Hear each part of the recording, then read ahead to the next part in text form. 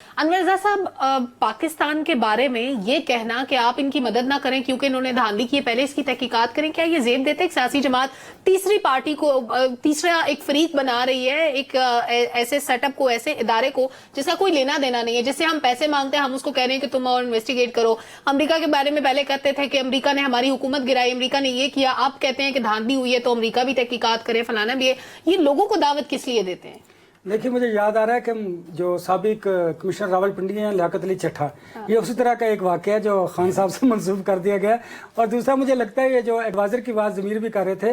کہ جس طرح آپ ماضی میں آپ نے اسمبلیاں چھوڑی، پنجاب اسمبلی سے ریزائن کیا، کے پی کے اسمبلی چھوڑی، وفاق سے آپ ہٹے، یہ اسی طرح کی کوئی ایڈوائز انہیں دی گئی ہے۔ ابھی میری پاکستان تحریک انصاف کی جو میڈیا ٹیم ہے ان سے بات ہو رہی تھی، انہوں نے کہا ابھی تک لیٹر ڈرافٹ کیا جا رہا، لیٹر بھیجا نہیں ہے۔ اور خان صاحب نے یہ بات کیوں کی صحافیوں سے گفتگو کرتے ہوئے؟ مجھے لگتا یہ ہے کہ وہ پولیٹیکل ٹیمپریچر چیک کرنا چاہ رہے تھے، یا پھر ان اداروں کا ٹیمپریچر چیک کرنا چاہ رہے تھے جن کے خلاف 9 مئی کو نکلے تھے۔ مجھے لگتا یہ ہے وہ چیک ابھی ہوا ہوگا نا، کوئی ڈیبیٹ شروع ہو گیا۔ دیکھیں نا ابھی میڈیا پہ تو ڈیبیٹ ہو رہی ہے، خط لکھا ہے نہیں لکھا ہے اس کے بارے میں ہمیں کچھ معلوم نہیں، لیکن ڈیبیٹ تمام ٹی وی چینلز پر یہی ہو رہی ہے کہ آئی ایم ایف کو خط لکھ دیا گیا۔ اچھا، دوسری بات، ماضی میں بھی جس طرح شوکت ترین کی آپ نے بات کی،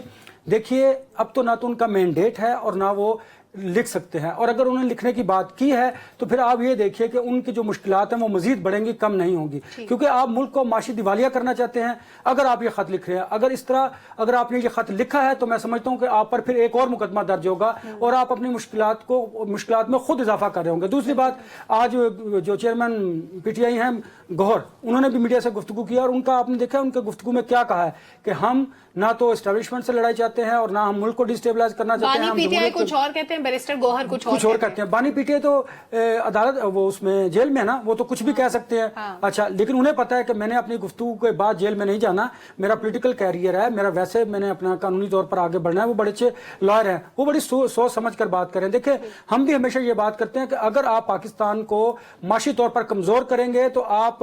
ملک کے خلاف کام کر رہے ہیں، اور ملک کے خلاف کام کرنے کی سزا کیا ہوگی یہ بھی آپ کو پتہ ہونا چاہیے۔ دوسری بات، آپ جیل کے اندر بیٹھ کر اگر خط لکھنے کی بات کریں، اس کا مطلب یہ ہے کہ آپ اس پورے سسٹم کو چلنے نہیں دینا چاہتے۔ تیسری بات یہ ہے کہ آپ کو اپنے اداروں پر اعتبار نہیں ہے، آپ ملک کو کمزور کر رہے ہیں، اور آپ تیسری قوت کو دعوت دے رہے ہیں۔ گو کہ ایسا نہیں ہوگا، نہ آئی ایم ایف کی ہسٹری ہے کہ کبھی انہوں نے کسی ملک میں مداخلت کی ہو۔ وہ آپ کے پروگرام کے حوالے سے تو بات کر سکتے ہیں، لیکن وہ آپ کی انٹرنل جو پالیٹکس ہے، آپ کی جو حکومت سازی ہے، اس میں ان کا کوئی کردار نہیں۔ پھر اگر آپ نے بات کی امریکہ کی، دیکھیں اگر وہ امریکہ کو بھی کہیں گے تو میرا خیال ہے کہ امریکہ بھی اس وقت کم از کم ان کی بات تو بالکل نہیں سنے گا۔ ہاں، ان کے اس بیان کی وجہ سے ان کی مشکلات بڑھیں گی، باہر ان کی جو جماعت ہے ان کی مشکلات بڑھیں گی۔ آپ کے پاس بھرپور قسم کی اپوزیشن ہے، مینڈیٹ ہے، پارلیمنٹ کے فلور پر جائیے، وہاں پر گفتگو کیجیے، آپ عدالتوں میں جائیے، آپ جو الیکشن ٹریبونلز بنے ہیں وہاں پر اپنا کیس پلیڈ کیجیے، اور اگر آپ اس طرح کی گفتگو کریں گے، مسائل پیدا کر رہے ہیں اس طرح کی گفتگو کر کے، بالکل ٹھیک ہے۔